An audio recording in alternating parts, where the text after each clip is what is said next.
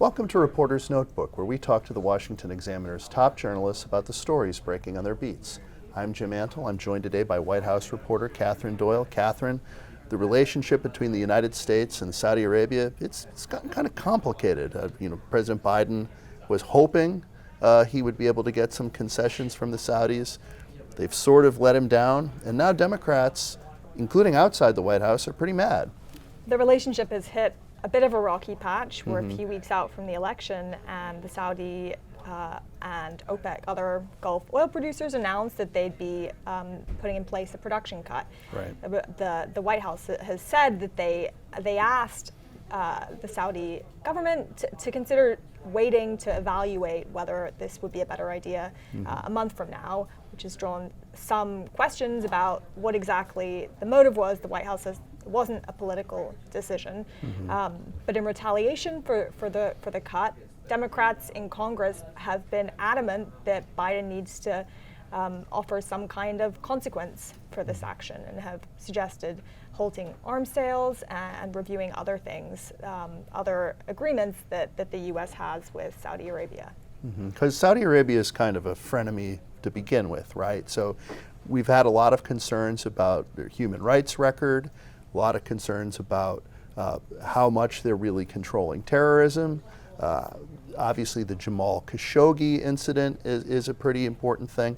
So Biden's trip there over the summer, which you were there for and you covered, was seen by a lot of people as kind of backing off of the pariah talk and going hat in hand, and maybe that's backfired a little bit?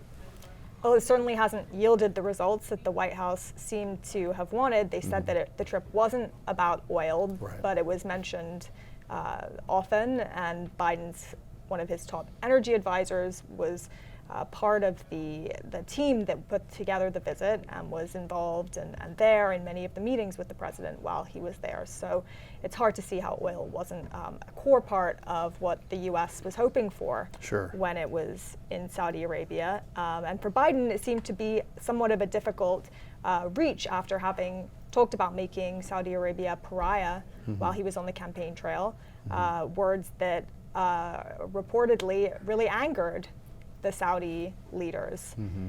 So to see where the relationship is now, it's hard to know whether that visit was worth him walking back some of his earlier statements. Although the White House might note that energy prices, that oil prices are currently down, so perhaps it hasn't had the problem that they were worried about. Sure, the fist bump that was heard around the world, but they do seem pretty mad about the decision. Yeah, they are mad about it, and the Saudi government as well seems to be pretty surprised by the reaction in the U.S., which has been full-throated for several weeks now, and will come up again once Congress is back in session, which is when Biden has said that he'll expect to make some sort of decision or to talk more about what the White House is planning. So Vice President Harris has been out on the campaign trail a little bit and certainly talking to different activist groups and Democratic constituencies, but there's one issue that she's really been focused on as she's been out there. Let's talk about that. The Vice President's been leading on abortion. That's an issue that Democrats have really hoped would help them out in the midterms. It's not clear that that's going to be the case. It seems to have lost some of the momentum that it had earlier this summer, but she's been on the trail multiple times a day over the last several weeks. I mean, not every single day, but she's been hosting and appearing in events with activists and with young Americans and attorneys general and others in a bid to really raise the issue as something that Democrats should be voting on and should make sure that they get out in the November elections. Because obviously it's a really big motivator for Democratic voters. They're very mad that Roe versus Wade was overturned by the Dobbs decision. And Harris is the highest ranking woman in the Biden administration. So unlike some of the other issue portfolios that she's been handed, this one might seem like it would be a good opportunity for her, no? It would appear so. I mean, it's something that she seems comfortable talking about, and very soon after the draft decision leaked this summer, she attended events and was making strong statements about the need to find a solution. and Democrats and the White House have said that they're going to try and push through legislation if they maintain control of the Senate next year. That's been a big focus of her remarks, as she's been speaking to donors and talking to activists and other voters. 2 more senators would make a big difference for them. It would. It would help them. It would help them enormously, and it would take some of the pressure off her as well as a deciding tie-breaking vote.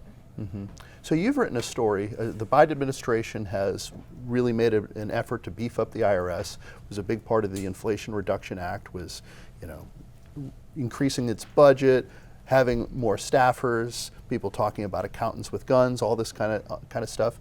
But there's somebody who's sort of missing in action on all of this, who would seem to be a little bit important if they're serious about doing this. Who don't they have? They're about to lose their commissioner for the agency, and so pretty soon, early next month, the Trump-appointed commissioner who's in place now will be stepping down as his term expires, and there's no one to replace him. It's a Senate-confirmed position, so it's going to take a little while. It's not going to be immediate, but voters, Americans, are going to want to know what's happening with the IRS. We're putting a lot of money into it now, and if they don't see results from that funding, they could begin to question why it is that we're doing this. That's according to 2 former IRS commissioners who spoke to me about their concerns that Biden's plan could stall amid the delay. Do we have, I hope I don't get you audited by asking you this, but do we have any sense, is it because maybe they want to put in somebody pretty controversial? Why do we not have a person yet? The former commissioners said that they hadn't heard any names. They really didn't speculate over who could fill the role. I mean, they'd like to see somebody with business experience, they said, because it's a role that going forward will involve a big technology management component as the IRS tries to modernize its its handling of tax processing.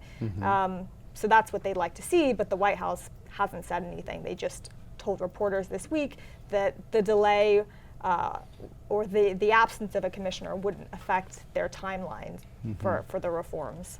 So they think they can IRS commission by omission. That's right. Yes. Thank you, Katherine.